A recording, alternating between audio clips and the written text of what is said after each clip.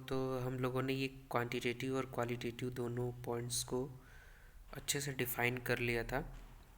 अब नेक्स्ट अपना टॉपिक आता है mechanism of solute solvent interaction.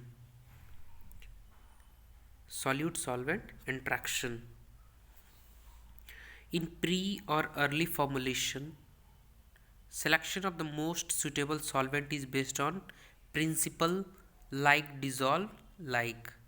जो अपना प्री अर्ली फॉर्मुलेशन, जो भी फॉर्मुलेशन बने हैं उनके सिलेक्शन, जो उसमें सुटेबल सॉल्वेंट का सिलेक्शन होता है, उसका जो मुख्य सिद्धांत होता है वो होता है like dissolve like. Like dissolve like means that कि जो कि ज़्यादा से ज़्यादा सॉल्वेंट की प्रॉपर्टी ऐसी होनी चाहिए कि वो ज़्यादा से ज़्यादा सॉल्यूट को डिज़ोल्व कर सकता है, ज़्यादा से ज़्यादा नेचर ऑफ सॉल्यूट को आराम से इजीली वो डिज़ोल्व कर ले अपने अंदर।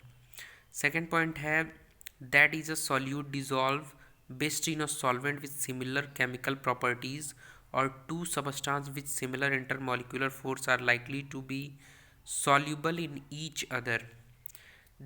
That is a solute dissolved based in a solvent with similar chemical properties।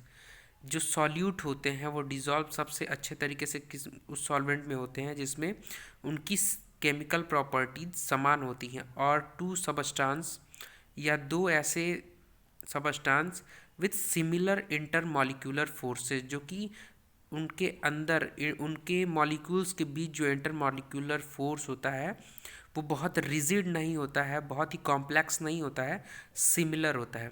Force are likely to be soluble in each other, जिससे कि वो एक दूसरे इजीली वे में एक दूसरे में डिज़ोल्व हो जाए। थर्ड पॉइंट है आपका polar solute dissolve in polar solvents. जो आपके पोलर सॉल्यूट्स होते हैं वो पोलर सॉल्वेंट्स में डिज़ोल्व होते हैं। एग्जाम्पल में देखिए salt and sugar dissolve in water. जो आपका नमक और चीनी होता है, शक्कर होती है, वो पानी में घुलती है। देन आपका है नॉन पोलर सॉल्यूट्स डिज़ोल्व इन नॉन पोलर सॉल्वेंट। एग्जाम्पल में आपका नेप्थलीन है, नेप्थलीन डिज़ोल्व इन बेंजीन। तो यहाँ आपको समझ में आया कि जो सबसे पहले जो हमारा सॉल्वेंट होता है उसके सिलेक्शन करते समय ये हम प्रिंसिपल फॉलो करते हैं, like dissolve like, that is. फिर नेक्स्ट पॉइंट में हमने देखा कि जो सॉल्वेंट होता है उसकी केमिकल प्रॉपर्टीज सेम होती हैं, या तो उनके बीच का जो इंटरमॉलिक्यूलर फोर्स होता है वो सेम होता है। थर्ड था आपका कि जो पोलर सॉल्यूट्स होते हैं वो पोलर सॉल्वेंट्स में ही डिज़ोल्व होते हैं, और non polar solutes non polar solvents में ही डिज़ोल्व होते हैं। अब नेक्स्ट हम आते हैं कि नेचर्स क्या होते हैं सॉल्वेंट्स के, उनके मैकेनिज़म्स क्या होते हैं, कैसे उनके बीच बॉन्ड्स बनते हैं, टूटते हैं, और उसके साथ एग्जांपल्स हैं। जैसे अगर आप पोलर सॉल्वेंट्स आप लेते हो तो उसमें मैकेनिज़्म ऑफ सॉल्युबिलिटी क्या होती है कि उनका जो डाई इलेक्ट्रिक कॉन्स्टेंट होता है वो हाई होता है। देन हाइड्रोजन बॉन्ड का फॉर्मेशन होता है उनके में, और उनके में डाइपोल इंट्रैक्शंस होते हैं। अब इन चीज़ों, इन तीनों पॉइंट्स को भी हम आगे और ब्रॉड एक्सप्लेनेशन लेंगे। एग्जाम्पल में यहाँ देखिए दे दिया है वाटर और इथेनॉल। मैकेनिज्म ऑफ सॉल्युबिलिटी यहाँ समझ में आ गई। High electric constant in the condition of polar solvents, high dielectric constant, hydrogen bond formation and dipole interactions. The second one is non-polar solvents. In this mechanism of solubility, van der Waal forces are created, and the example of non-polar solvents is fat, oils, alkaloid bases plus CCl4 and benzene. The third one is semi-polar, means that कि partially polar and partially partially polar. इसमें क्या होता है mechanism of solubility में induce certain degree of polarity. इसमें क्या होती है कि जो पोलैरिटी होती है वो कुछ मात्रा में इंड्यूस की जाती है, उसके पास होती नहीं है लेकिन इंड्यूस की जाती है। तो उसके एग्जांपल कौन कौन से हैं आपके? एसीटोन है, acetone increase solubility of ether in water. जो एसीटोन होता है वो ईथर की सॉल्युबिलिटी को बढ़ा देता है, किसमें? वाटर में। देन अब हम बात करते हैं कि पोलर सॉल्वेंट्स क्या होते हैं। The first one is the solubility of drug is due to in large measure of the polarity of the solvent, that is to its dipole moment। तो जो solubility होती है किसी ड्रग की वो मापी जाती है उसकी पोलैरिटी। आप सॉल्वेंट की पोलैरिटी से ज़्यादा मेज़र की जाती है, that is to its dipole movement, जो कि उसके डाइपोल मूवमेंट के कारण होता है। सेकेंड आपका पॉइंट है polar solutes dissolve ionic solvent and other polar substance. जो पोलर सॉल्यूट होते हैं उनको डिजॉल्व करते हैं आयनिक सॉल्वेंट्स में और पोलर सॉल्वेंट में, जो कि हम प्रीवियस में पढ़ चुके हैं कि पोलर सॉल्यूट को पोलर सॉल्वेंट में और नॉन पोलर सॉल्यूट को नॉन पोलर सॉल्वेंट में हम डिजॉल्व करते हैं। देन आपका नेक्स्ट आता है हिल्डब्रांड फाइंडिंग। हिल्डब्रांड फाइंडिंग को भी हम अच्छे से एक्सप्लेन करेंगे आगे। देन यहीं पे देख लीजिए, the ability of the solute to form hydrogen bond far more significant factor than is the polarity is reflected in a high dipole moment। तो जो एबिलिटी होती है सॉल्यूट की हाइड्रोजन बॉन्ड को बनाने में, ज़्यादा से ज़्यादा हाइड्रोजन बॉन्ड को बनाने में, जो कि ये फैक्टर होता है जो कि पोलैरिटी सॉल्वेंट के और सॉल्यूट के पोलैरिटी नेचर को रिफ्लेक्ट करता है, जो जिससे कि उसका हाई डाइपोल मोमेंट भी होता है। जैसे हमने पढ़ा था ना कि polar solvent have high dielectric constants. Then आप आगे देख सकते हैं, वही कह रहा है आपके तीसरे पॉइंट में, the ability of solute to form hydrogen bond is a far more significant factor than is the polarity as reflected in a high dipole moment. तो किसी भी सॉल्यूट के हाइड्रोजन फॉर्म करने की कैपेसिटी, एबिलिटी ही उसके polarity को indicate करती है, तो उसमें उसके हाई डाइपोल मोमेंट को भी रिफ्लेक्ट करता है। अगर कोई पोलर सॉल्यूट सॉल्वेंट है तो उनका हाई डाइपोल मोमेंट क्या होगा, हमेशा हाई होगा। देन नेक्स्ट पॉइंट है आपका water dissolves phenol, alcohol, aldehyde, ketone, amines and other oxygen and nitrogen containing compound that can form hydrogen bond with water। जैसे वाटर डिजॉल्व, जैसे फिनॉल्स हैं, alcohols हैं, एल्डिहाइड्स हैं, कीटोन्स हैं, amines हैं और अदर ऑक्सीजन और नाइट्रोजन कंटेनिंग जो कंपाउंड्स हैं वो हाइड्रोजन बॉन्ड बनाते हैं जब उन्हें वाटर के साथ डिजॉल्व किया जाता है। तो ये हो गए आपके पोलर सॉल्वेंट के फीचर्स।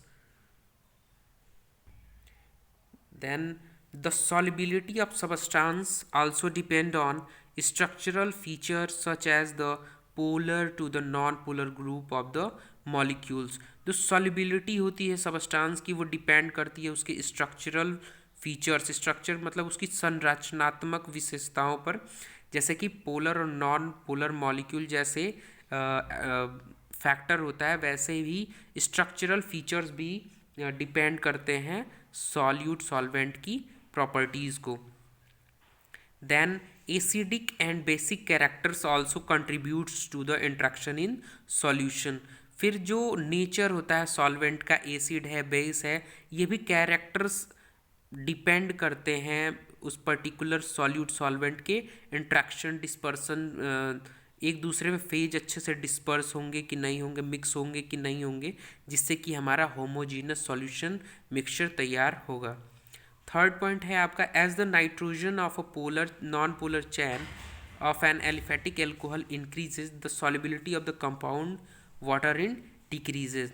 जैसे कि नाइट्रोजन है non polar chain aliphatic alcohol के साथ बनाता है तो उसमें उसकी सॉल्युबिलिटी इंक्रीज होती है, but in the case of water ये डिक्रीज हो जाती है। देन आता है हमारा नॉन पोलर सॉल्वेंट्स। अब नॉन पोलर सॉल्वेंट्स क्या होते हैं?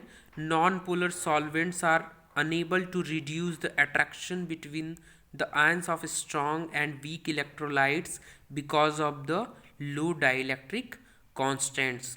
तो जो हमारे नॉन पोलर सॉल्वेंट्स होते हैं वो अनेबल सक्षम नहीं हो पाते हैं रिड्यूस करने में, उनके बीच जो आयंस के अट्रैक्शन होते हैं और वीक इलेक्ट्रोलाइट्स के बीच जो अट्रैक्शन होते हैं उसको वो रिड्यूस नहीं कर पाते हैं, क्योंकि उनका जो डाई इलेक्ट्रिक कांस्टेंट होता है वो लो होता है। सेकेंड पॉइंट है they are unable to form hydrogen bonds with non electrolyte aprotic solvent. They are unable to form hydrogen bonds with non electrolytes. तो ये जो नॉन पोलर सॉल्वेंट्स होते हैं वह हाइड्रोजन बॉन्ड्स को नहीं बना पाते हैं, जिसकी वजह से जो नॉन इलेक्ट्रोलाइट्स इजीली नहीं डिजॉल्व हो पाते हैं पोलर सॉल्वेंट्स में, क्योंकि हाइड्रोजन बॉन्ड्स का बनना बहुत ज़रूरी होता है। अगर आपको पोलर सॉल्वेंट्स, अगर आपको आयनिक सॉल्वेंट बनाना है तो इसके लिए आपको हाइड्रोजन बॉन्ड मस्ट इम्पॉर्टेंट है। और कभी कभी ये 2 नंबर के क्वेश्चंस में पूछ लेता है why non polar solvents dissolve in non polar solutes dissolve in non polar solvents. तो because of he is unable to form hydrogen bond. Then आपका नेक्स्ट पॉइंट है non polar solute and solvent are miscible due to similar internal pressure through induced dipole interactions. Non polar जो solute होते हैं और solvent होते हैं वो एक दूसरे में मिक्सिबल होते हैं, क्योंकि उनका जो इंटरनल प्रेशर होता है, जो कि इंड्यूस करता है उसके डाइपोल इंट्रैक्शन से, वो सिमिलर होता है, वो एक दूसरे से ज़्यादा नहीं होता है, जिसकी वजह से वो एक दूसरे में अच्छे से डिज़ोल्व हो जाते हैं। नेक्स्ट पॉइंट है आपका the solute molecules are kept non polar solvent through weak van types of forces. Van der Waals forces अगर आपको अच्छे से पता होगा तो फिर उसी को कह रहा है कि the solute molecules are kept non polar solvent. जो सॉल्यूट के मॉलिक्यूल्स होते हैं उन्हें वो बांध के रखता है कौन से बॉन्ड के द्वारा? वॉन्डर वॉल फोर्सेस के द्वारा। जो नॉन पोलर सॉल्वेंट्स होते हैं वो सॉल्यूट के जो मॉलिक्यूल्स होते हैं वो हाइड्रोजन बॉन्ड तो बना नहीं पाते हैं, तो इसमें कौन सा बॉन्ड आपका फॉर्मेशन होता है? वॉन्डर वॉल फोर्सेस से ये सॉल्यूट के मॉलिक्यूल्स को बाइंड करके रखते हैं। एग्जाम्पल में आपको देख सकते हो solution of oils and fats in carbon tetrachloride और बेंजीन। नेक्स्ट है आपका polyethylene glycol 400 and castor oil are the examples of non polar solvents. Then हमारा नेक्स्ट आता है सेमी पोलर सॉल्वेंट्स। अब सेमी पोलर सॉल्वेंट्स क्या होते हैं? Semi polar solvents such as ketones जो होते हैं वो आपके सेमी पोलर सॉल्वेंट्स होते हैं। Can induce a certain degree of polarity in non polar solvent molecules. तो जो सेमी पोलर सॉल्वेंट्स होते हैं वो क्या करते हैं कि जो नॉन पोलर सॉल्वेंट्स होते हैं तो उनके साथ अगर हम उन्हें मिक्स करते हैं तो वो सर्टेन डिग्री ऑफ पोलैरिटी को इंड्यूस करते हैं, उसमें आयनाइजेशन करके उसमें सॉल्वेंट को पोलर बनाने की कोशिश करते हैं। For example benzene which is readily polarized becomes soluble in alcohol. जो हमारा बेंजीन है आपने देखा होगा कि वो वाटर के साथ मिक्स नहीं होता है, बट जब उसे एल्कोहल में मिक्स किया जाता है तो वो बहुत ही थोड़े मात्रा में उसमें सॉल्यूबल हो जाता है, क्योंकि वो जब एल्कोहल के कांटेक्ट में आता है तो सर्टेन डिग्री ऑफ पोलैरिटी उसमें इंड्यूस हो जाती है। फिर देखिए आपका नेक्स्ट पॉइंट है they can act as a intermediate solvents to bring about miscibility of polar and non polar liquid. और ये एक्ट कैसे करता है? इंटरमीडिएट सॉल्वेंट्स वो सॉल्वेंट्स होते हैं जो कि किसी दो सॉल्यूट और सॉल्वेंट इमिसिबल सॉल्यूट सॉल्वेंट के बीच में यूज़ किए जाते हैं, जिससे कि certain degree of solubility increase की जाती है, उसको इंटरमीडिएट सॉल्वेंट्स कहते हैं। तो ये इंटरमीडिएट सॉल्वेंट्स होते हैं जो कि पोलर और नॉन पोलर लिक्विड के मिसिबिलिटी के लिए यूज़ किए जाते हैं। एग्जाम्पल में आपका एसीटोन है, एग्जाम्पल में acetone increase solubility of ether in water. Acetone जो है वो ईथर की सॉलिबिलिटी को इंक्रीज कर देता है वाटर में। देन आपका नेक्स्ट एग्जाम्पल है propylene glycol has been shown to increase the mutual solubility of water and peppermint oil and water and benzyl benzoate. जो आपका प्रोपाइलिन ग्लाइकोल होता है वो क्या करता है, सॉलिबिलिटी ऑफ पिपरमिंट पिपरमिंट की और बेंजिल बेंजोएट की सॉलिबिलिटी को इंक्रीज कर देता है। तो यहाँ पे आपका इंटरमीडिएट सॉल्वेंट क्या हो गया, प्रोपाइलिन ग्लाइकोल। तो अभी तक हमने क्या क्या पढ़ा, polar solvent, non polar solvent और सेमी पोलर सॉल्वेंट्स।